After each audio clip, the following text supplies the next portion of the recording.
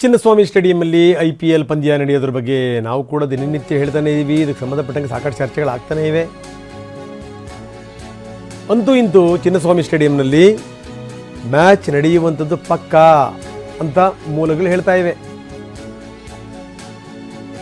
Good news ಇವತ್ತು ಸಿಗಬಹುದು ಅಂತ ಅದೇ ವಿಶ್ವಾಸದಲ್ಲೇ KCA ಅಧ್ಯಕ್ಷರು ಹಿಂದೂ ಕೂಡ ಭೇಟಿ ಮಾಡಿದರು ಗೃಹ ಸಚಿವರನ್ನ.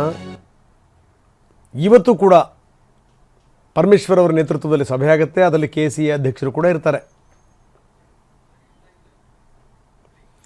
ಬನ್ನಿ, ನಮ್ಮ ಪ್ರತಿನಿಧಿ ಹರೀಶ್ ನಮ್ಮೊಂದಿಗೆ ಈಗ ನೇರ ಸಂಪರ್ಕದಲ್ಲಿದ್ದಾರೆ. ಹರೀಶ್, ಒಂದು ಸುಮಾರು 10-15 ದಿವಸದಿಂದ ಈ ರೀತಿ ಚರ್ಚೆಗಳನ್ನು ನಾವು ನೋಡ್ತಾ ಇದ್ದೀವಿ. ಇವತ್ತೇನಾದರೂ ಒಂದು ಫೈನಲ್ ನಿರ್ಧಾರಕ್ಕೆ ಬರ್ಬೋದು ಅನ್ನುವಂಥದ್ದು ಏನಾಗ್ಬೋದು ಹರೀಶ್?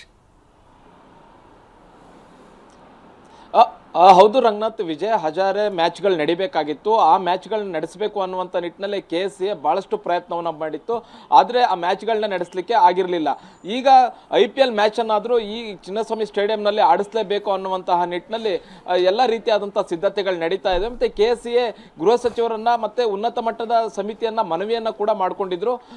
ಈ IPL ಮ್ಯಾಚ್ಗಳನ್ನು ಚಿನ್ನಸ್ವಾಮಿ ಸ್ಟೇಡಿಯಂನಲ್ಲಿ ಆಡಿಸಲೇಬೇಕು ಅನ್ನುವಂಥ ನಿಟ್ಟಿನಲ್ಲಿ. ಹಾಗಾಗಿ IPL ಮ್ಯಾಚ್ಗಳನ್ನ ಆಡಿಸಬೇಕೋ ಬೇಡವೋ ಅನ್ನುವಂಥ ವಿಚಾರವಾಗಿ ಉನ್ನತ ಮಟ್ಟದ ಸಮಿತಿಯನ್ನ ಗೃಹ ಸಚಿವರ ನೇತೃತ್ವದಲ್ಲಿ ಮಾಡಲಾಗಿತ್ತು.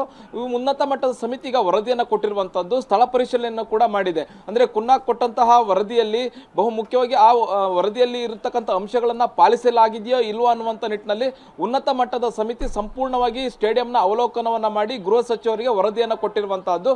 ಇವತ್ತು ಆ ವರದಿಯನ್ನು ಇಟ್ಕೊಂಡು 10:30ಕ್ಕೆ ಸರಿಯಾಗಿ ವಿಧಾನಸೌಧದಲ್ಲಿ ಮಹತ್ವದ ಸಭೆಯನ್ನು ನಡೆಸಲಾಗುತ್ತೆ. ಗೃಹ ಸಚಿವರು ಆ ಸಭೆಯಲ್ಲಿ ಭಾಗಿಯಾಗ್ತಾರೆ. ಮತ್ತೆ ಉನ್ನತ ಮಟ್ಟದ ಸಮಿತಿಯ ಸದಸ್ಯರುಗಳು ಕೂಡ ಈ ಸಭೆಯಲ್ಲಿ ಭಾಗಿಯಾಗ್ತಾರೆ. RCB ಮ್ಯಾನೇಜ್ಮೆಂಟ್ ಹಾಗೂ KCA ಅಧಿಕಾರಿಗಳು ಮತ್ತೆ ಸದಸ್ಯರು ಈ ಒಂದು ಸಭೆಯಲ್ಲಿ ಭಾಗಿಯಾಗಿ ಒಂದು ಅಂತಿಮ ನಿರ್ಧಾರವನ್ನು ತೆಗೆದುಕೊಳ್ಳುವಂತಹ ಸಾಧ್ಯತೆ ಇದೆ.